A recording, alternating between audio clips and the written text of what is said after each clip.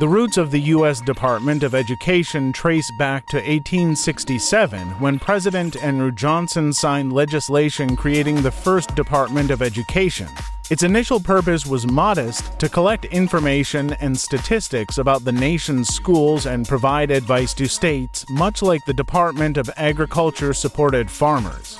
For decades, this Office of Education operated with limited scope and influence. In 1939, it was transferred to the Federal Security Agency and renamed the Office of Education.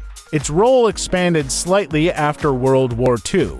When President Dwight D. Eisenhower's Reorganization Plan No. 1 of 1953 abolished the Federal Security Agency and moved the Office of Education to the newly formed Department of Health, Education, and Welfare (DHEW). During this period, federal involvement in education grew, spurred by events like the Soviet launch of Sputnik in 1957, which led to the National Defense Education Act of 1958 to bolster science and math education.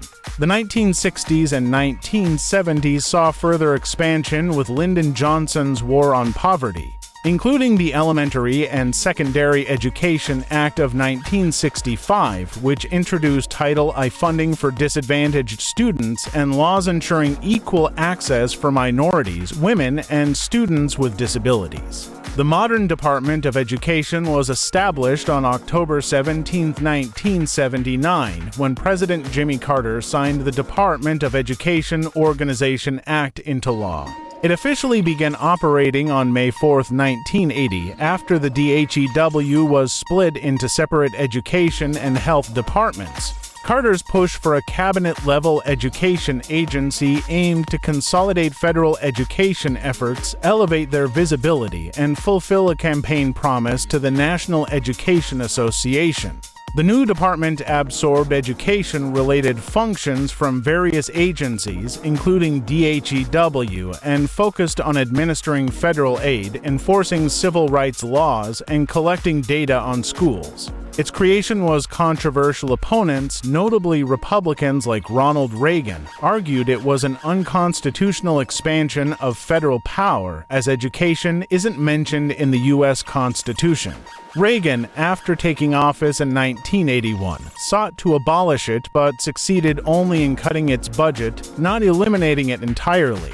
Since 1980, the Department of Education has grown in scope and influence, despite ongoing debates about its role. By 2024, its budget reached $168 billion, a significant increase from $14 billion in 1979, reflecting its management of programs like Title I, special education, and federal student loans totaling $1.7 trillion in debt. It remains a lightning rod for political contention.